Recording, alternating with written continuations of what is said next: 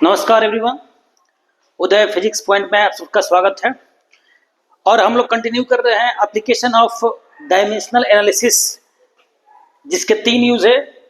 To check the correctness of formula, to convert one system of unit into other system and to derive a physical formula.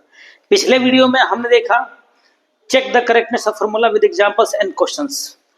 इसमें हम समझेंगे second use, conversion of one system of unit into other system.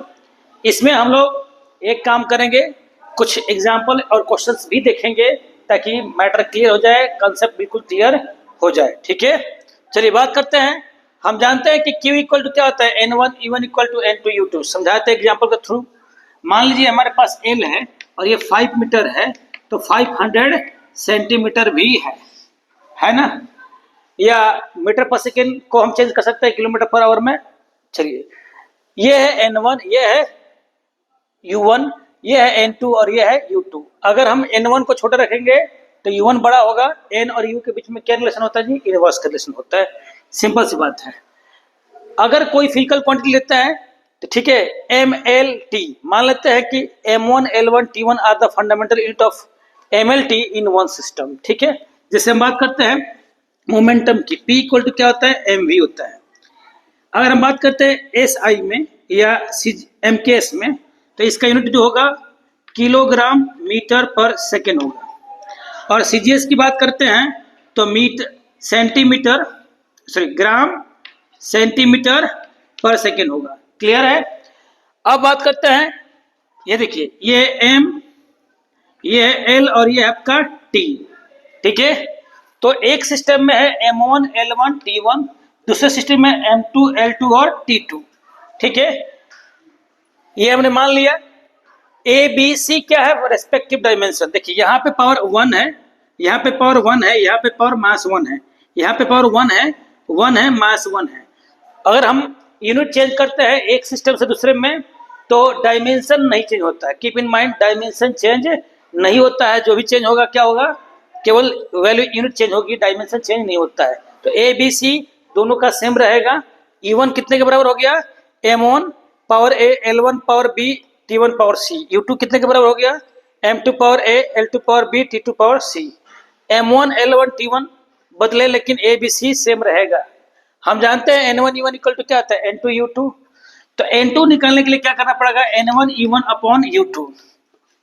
N1 common हो गया, बाहर निकाल दीजिए। U1 value कितना है जी हमारे पास, M1 power A L1 power B T1 power C, और U2 M2 power A L2 power B T2 power C। हम M को एक साथ कर देते हैं, दोनों का पावर A है, तो M1 by M2 power A L1 by M2 power B और T1 by T2 power C। इस फॉर्मूला का यूज करके हम कन्वर्ट कर सकते हैं। अब कैसे करते हैं, एग्जाम्पल के थ्रू देखते हैं। जैसे हमारे पास एक क्वेश्चन है, कन्वर्ट 1 न्यूटन इंटू डाइन। तो न्यूटन क्या है, SI unit of force equal to क्या होता है जी, न्यूटन। एंड CGS क्या होता है, यूनिट इज डाइन, ये डाइन होता है। और फोर्स का जो डायमेंशन है हमारे पास, फोर्स का जो डायमेंशन आता है MLT-2 होता है। यहाँ पावर 1 है, यहाँ पावर 1 है। ठीक है, इस आधार पर हम देखते हैं A की वैल्यू हमारे पास कितनी है, 1, B की वैल्यू कितनी है हमारे पास यहाँ पे 1, और C की वैल्यू कितनी है हमारे पास -2। क्लियर। अब लेते हैं SI सिस्टम और एक लेते हैं क्या, CGS सिस्टम। हमारे पास 2 सिस्टम डिवाइड कर दिया हमने। इसमें भी देखते हैं M1 L1 T1 N1, M2 L2 T2 N2। देखिए SI में मास कितना होता है जी, 1 kg। 1 kg, जैसे बात करें हम कि 1 न्यूटन कितने के बराबर होगा भाई, 1 kg किलोग्राम मीटर पर सेकेंड स्क्वायर। और सीरियस में कितना होगा, 1 डाइन होगा 1 ग्राम, इसका क्या हो जाएगा सेंटीमीटर, और इसका हो गया सेकेंड पर सेकेंड स्क्वायर। ठीक है, तो ये 1 kg हो गया, लेंथ हो गया 1 मीटर, और टाइम कितना हो गया 1 सेकेंड। ठीक है, N1 पता, N1 दिया गया है 1, कितना न्यूटन को? 1 न्यूटन को। हमें करना क्या है, देखिए ध्यान से, रिजल्ट बताता हूं आपको। N1 U1 इक्वल टू होता है N2 U2। तो हमारे पास क्या है जी, इसका यूज करते हुए बताना है आपको कि 1 न्यूटन यानी कि N1 1 है और U1 1 N है, न्यूटन है। तो 1 newton equal to how much dyne, हमें यही लाना है। N2 की वैल्यू फाइंड करनी है। तो बताइए सीजीएस में क्या होगा? M2 ग्राम में है, क्या है? ग्राम। 1 ग्राम 1, ये हो गया आपका 1 सेंटीमीटर, ये हो गया 1 सेकेंड। N2 पता नहीं है। अब इसी फॉर्मेट को यूज करके हमें आगे बढ़ना है। चलिए, N2 इक्वल टू होता है M1 upon M2 power A। इसके साथ N1 मल्टीप्लाई भी है, कोई दिक्कत नहीं। L1 upon L2 power B और T1 अपॉन T2 पावर क्या? C। ये देख लीजिए, N1 की वैल्यू हमारे पास 1 है, यहां से ले लिया हमने। M1 की वैल्यू है 1 kg divide by 1 gram. Power A की वैल्यू कितनी है? 1। L1 है हमारे पास 1 metre divide by 1 centimetre. Power है B की वैल्यू कितनी है? 1। T1 आपके पास 1 सेकेंड है, T2 भी क्या है? 1 सेकेंड है। पावर है -2। 1 kg को डिवाइड करेंगे ग्राम से, ग्राम से डिवाइड होगा नहीं, क्या करेंगे हम? 1000 कर देंगे। 1000 gram divide by gram, power 1 है। 100 centimetre divide by centimetre, 1 centimetre. और 1 बाई 1 क्या हो गया? 1। 1 पावर -2 क्या हो जाएगा? 1। ये आपको मिला कितना? ग्राम से gram cancel, centimetre centimetre cancel. कितना मिला आपको? 10 के पावर 3। यहाँ पे कितना मिला? 10 के पावर 2। कितना मिलेगा आपको? 10 के पावर 5। 10 के पावर 5 यानी N2 की वैल्यू कितनी मिली? 10 के पावर 5। तो आप कह सकते हैं 1 newton equal to 10 to the power 5 dyne. कितना हो गया जी? 10 टू द पावर 5 डाइन। ये हमारे पास हो गया 1 न्यूटन। अगर कोई पूछे कि सर इसी क्वेश्चन को थोड़ा सा मॉडिफाई करता हूं मैं, कन्वर्ट 1 जूल, ये जूल है वर्क का या वर्क एनर्जी का क्या है? यूनिट है, इनटू क्या? अर्ग। दूसरा क्वेश्चन हमारे पास हो गया। इसको भी सॉल्व करेंगे कैसे? देखिए थोड़ा सा मॉडिफिकेशन करता है इसमें मैं। ऐसा यूनिट ऑफ फोर्स, फोर्स नहीं है हमारे पास, क्या है?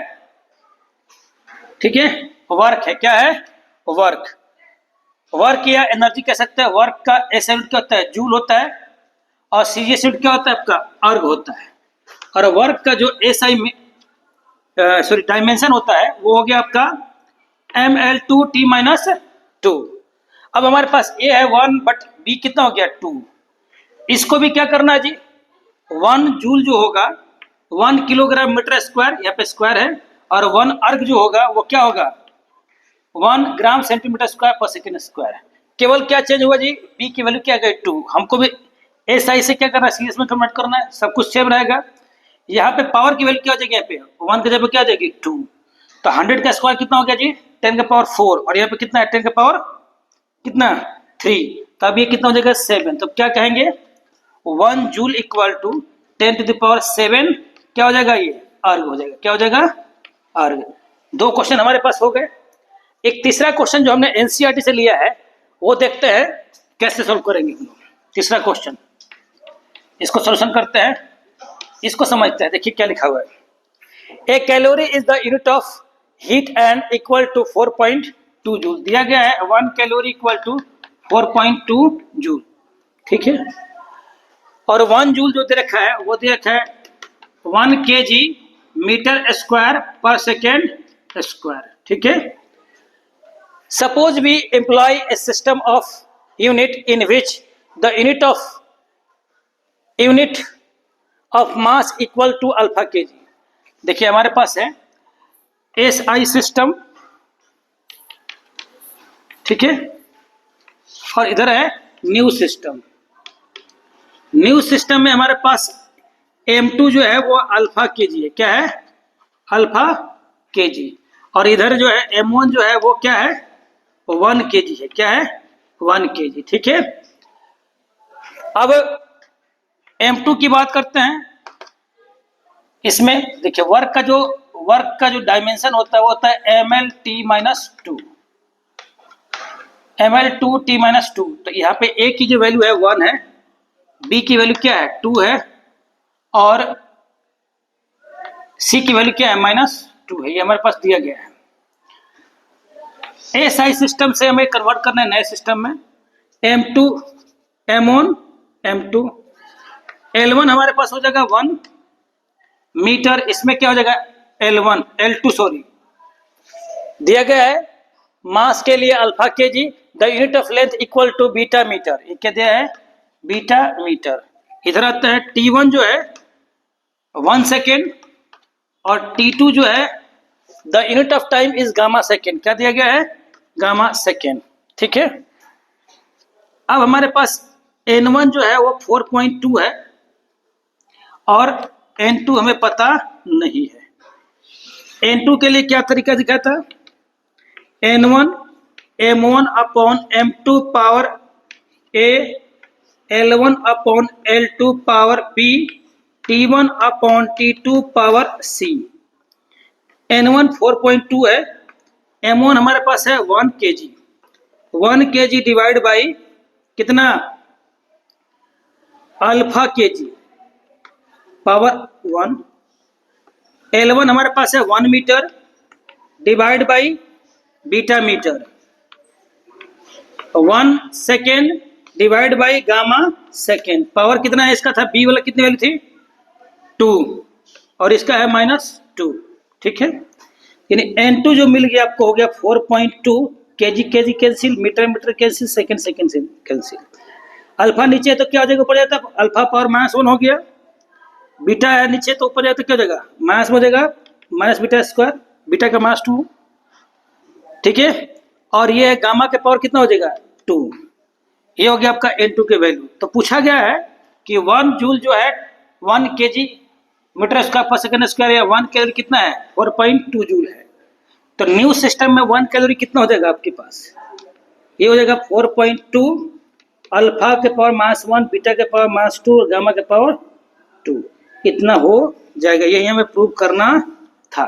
ये किस पर आधारित है भाई, conversion of one system of unit into other system. I hope clear हो गया। तो हमने 2 चीजें सीख ली। पहला क्या था, to check the correctness of formula, और दूसरा जो हमारे पास है वो क्या है, to convert one system of unit into other system. अगले लेक्चर में हम लोग जानेंगे to derive a physical formula.